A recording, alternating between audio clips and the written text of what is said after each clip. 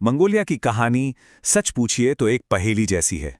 सोचिए, एक ऐसा साम्राज्य जिसने कभी लगभग पूरे एशिया और यूरोप पर राज किया, वो आज एक इतना विशाल, लगभग खाली और दो हिस्सों में बटा हुआ देश कैसे बन गया?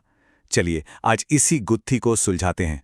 1626 और सिर्फ 7 मौतें। सुनने में तो ऐसा लगता है जैसे किसी बहुत ही शांत दौर की बात हो रही है ना?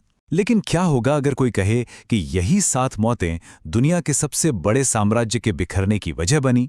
जी हाँ, बिल्कुल सही। सिर्फ 7 मौतों ने उस मंगोल साम्राज्य की नींव हिला दी जिसे चंगेज खान ने अपनी ताकत से खड़ा किया था। वो साम्राज्य जिसके नाम से दुनिया कांपती थी, अब अपने ही बोझ तले अंदर से टूट रहा था। ये सुनने में थोड़ा अजीब लगता है ना? कि भला 7 लोगों की मौत एक इतने बड़े देश को 2 टुकड़ों में कैसे बांट सकती है और उसे लगभग खाली कैसे कर सकती है? इस पहेली को समझने के लिए हमें 2 चाबियों की जरूरत पड़ेगी। पहली वहां का भूगोल और दूसरी उसका इतिहास।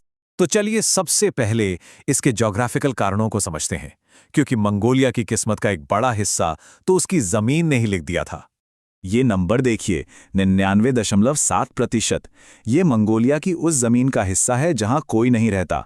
जरा सोचिए, दुनिया का 18वां सबसे बड़ा देश, पर लगभग पूरा का पूरा वीरान। तो सवाल ये है कि आखिर ऐसा है क्यों?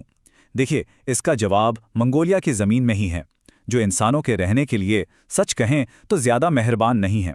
उत्तर और पश्चिम में जाएं तो बर्फीले पहाड़ हैं और दक्षिण पूर्व में गोबी का अंतहीन रेगिस्तान। पर असली मुश्किल है परमाफ्रॉस्ट, मतलब जमीन की वो परत जो हमेशा जमी रहती है। और इसी वजह से वहां ना तो खेती हो सकती है, ना ही आसानी से घर बन सकते हैं। अब जरा तापमान का ये फर्क देखिए। जहां मंगोलिया के ज्यादातर हिस्सों में तापमान -50 डिग्री सेल्सियस तक चला जाता है, वहीं एक छोटा सा इलाका है जहां औसत तापमान सिर्फ -2.9 डिग्रीज है। ये तो जमीन आसमान का फर्क है। और यही वो तिकोना सेफ जोन है जो 3 तरफ से पहाड़ों से घिरा है। ये पहाड़ इसे साइबेरिया और गोबी की बर्फीली हवाओं से बचाते हैं। और यही वजह है कि मंगोलिया की लगभग सारी आबादी, उसकी राजधानी उलान बटोर समेत इसी छोटे से हिस्से में रहती है। अच्छा, तो ये तो हुई जमीन की बात। अब आते हैं कहानी के ऐतिहासिक पहलू पर। मंगोलिया के बंटवारे की कहानी किसी बाहरी दुश्मन ने नहीं, बल्कि खुद मंगोलों ने ही लिखी थी। यहाँ एक बहुत दिलचस्प बात है। मंगोल साम्राज्य किसी हथियार की कमी से नहीं हारा, वो हारे तो अपनी भावनाओं की वजह से। बदले की आग ने उन्हें इतना अंधा कर दिया था कि वो बाहरी दुश्मनों को भूलकर आपस में ही एक दूसरे के खून के प्यासे हो गए। और यहीं से कहानी घूमकर उन 7 मौतों पर वापस आ जाती है। 1626 में एक मंगोल कबीले ने दूसरे के 7 रईसों को मार दिया। अब बदला लेने के लिए दूसरे कबीले ने वो गलती की जो इतिहास बन गई। उन्होंने मदद मांगी अपने सबसे बड़े दुश्मन मांचू किंग राजवंश से। किंग राजवंश ने मदद तो कर दी, लेकिन एक कीमत पर, और वो कीमत थी गुलामी। बदले की आग में वो इतने अंधे हो चुके थे कि शर्त के लिए भी तैयार हो गए।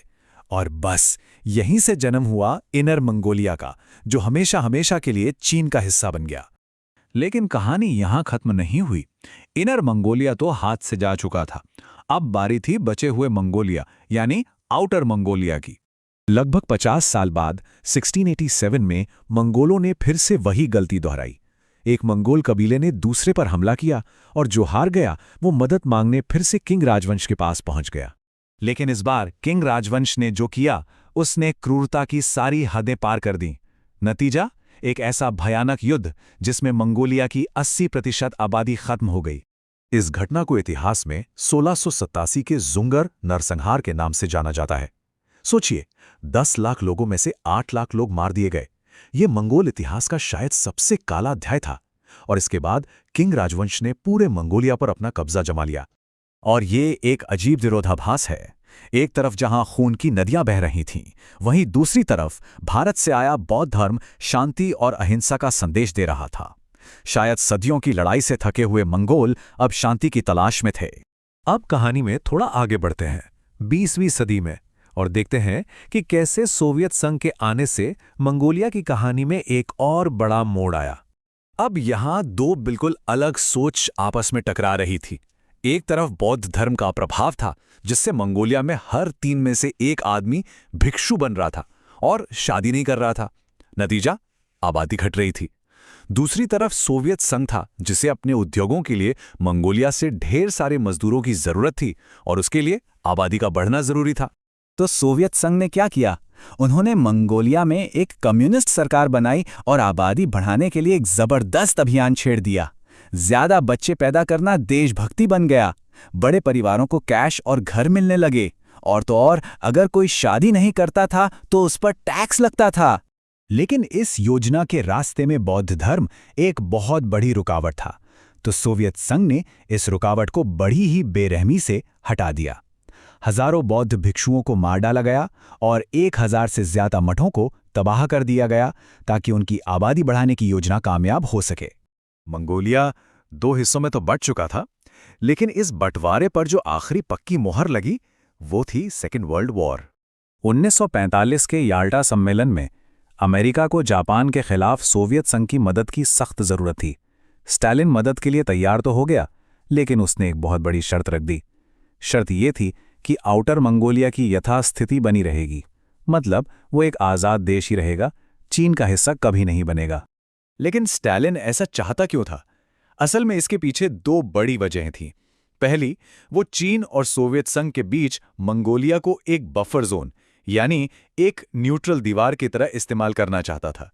और दूसरी वजह थी पैन मंगोलियन वाद का डर, मतलब अगर दोनों मंगोलिया एक हो जाते तो सोवियत संघ में रहने वाली मंगोल जनजातियों में भी विद्रोह की आग भड़क सकती थी। तो मंगोलिया की कहानी हमें यही दिखाती है कि कैसे किसी देश की तकदीर को वहां का भूगोल, लोगों की आपसी फूट और ताकतवर पड़ोसी मिलकर लिखते हैं। और ये कहानी हमें ये सोचने पर मजबूर करती है कि आखिर कोई भी देश अपनी किस्मत पर सच में कितना नियंत्रण रख पाता है।